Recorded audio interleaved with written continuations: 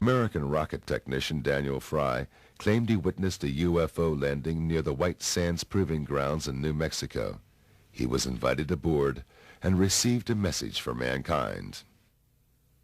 The most significant experience that I had is probably the finding out of the major purpose for this invasion, so to speak, was to keep this planet alive, that we're approaching an area of controversy which could result in the displacement of all humanity, because we had learned how to do that without learning how to get along with each other.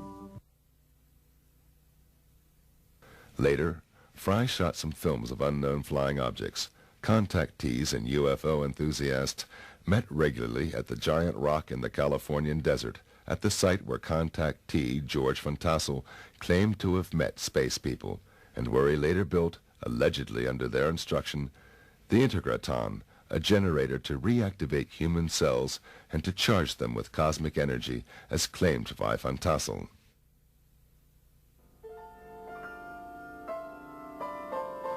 One of the early contactees who spoke regularly on the giant rock conventions was Howard Menger.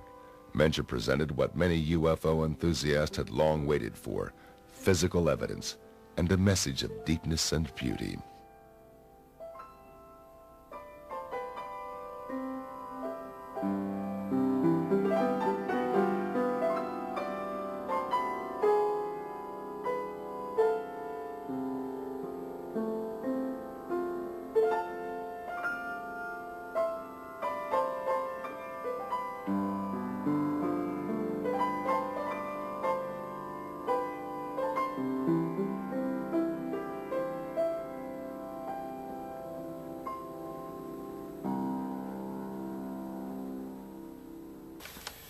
I was inspired by a trip to New York State in the Catskills. I was on my way up there under some kind of control.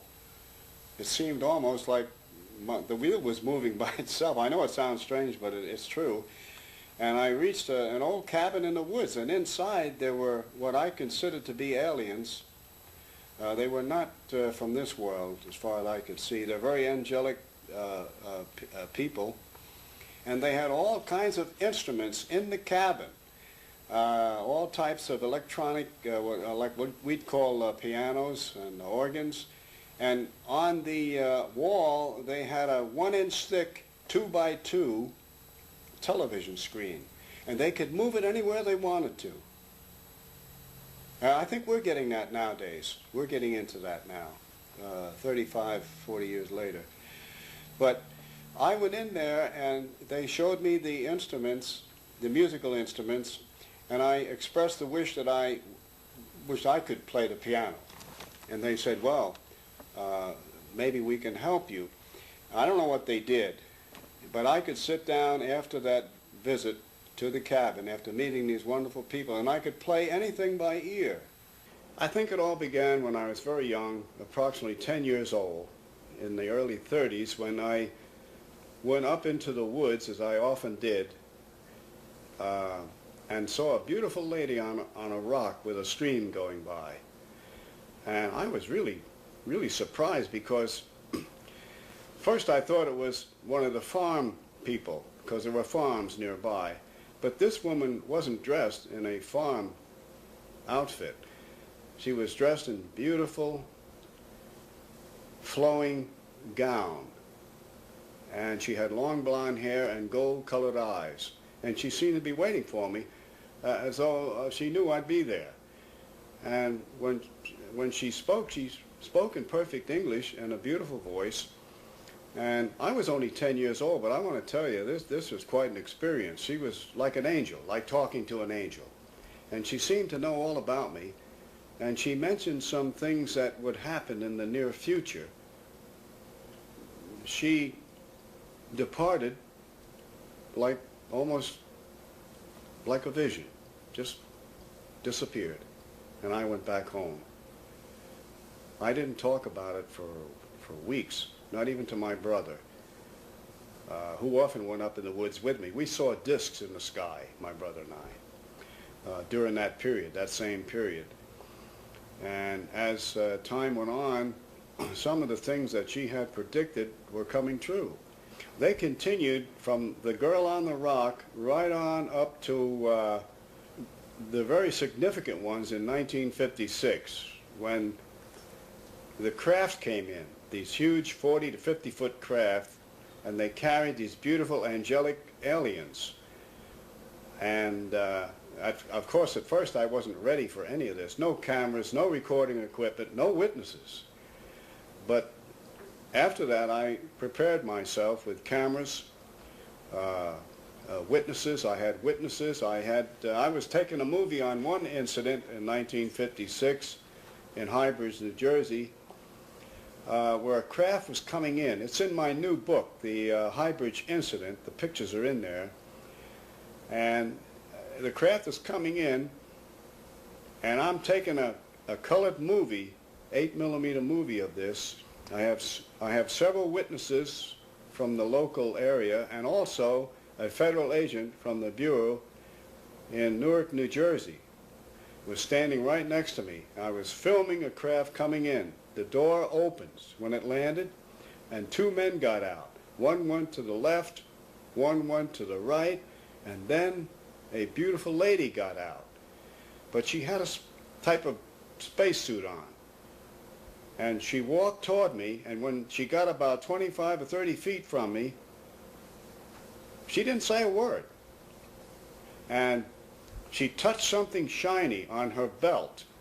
And that shiny thing got bigger and bigger and bigger, and finally enveloped her whole body to where I could see her body as a light form.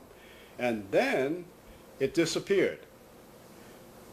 And I was really surprised. I yelled back at the craft. I said, "Where did she go? Where is she?" And they yelled back in perfect Oxford English, "She's here with us in the ship." So evidently their technology has taken them into some type of teleportation, which we haven't approached that yet. Our scientists have not approached that yet, that I know of. And so evidently they have mastered time, motion, and energy in some way. Shortly after that, the two men went in the craft, the door closed, and it silently rose and left the area. I only have parts of it and slides I made from the original. The Federal Bureau of Investigation, the Bureau out of Newark, New Jersey, took the original film. As you know, there is a definite government cover-up for three reasons: political, religious, and scientific, and for national security. Indeed, Menger had hundreds of eyewitnesses at that time.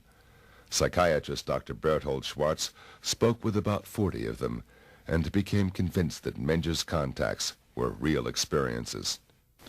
Well, living in northern New Jersey, where I practiced medicine for many years, I used to hear years ago on the radio Howard Menger on the Long John Neville show. And I was quite interested, to put it mildly. How could someone make these statements and make all these claims and these other things going on? Then, of course, reading about it in the papers, and my patients would ask questions. People across the board, straight Americans.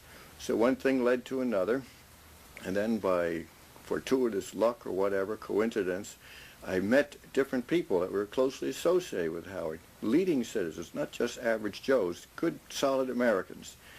And they had quite a story to tell me. So the ball of yarn started to unroll, and I became more and more involved in who this man is, where he's coming from, how do you explain these things.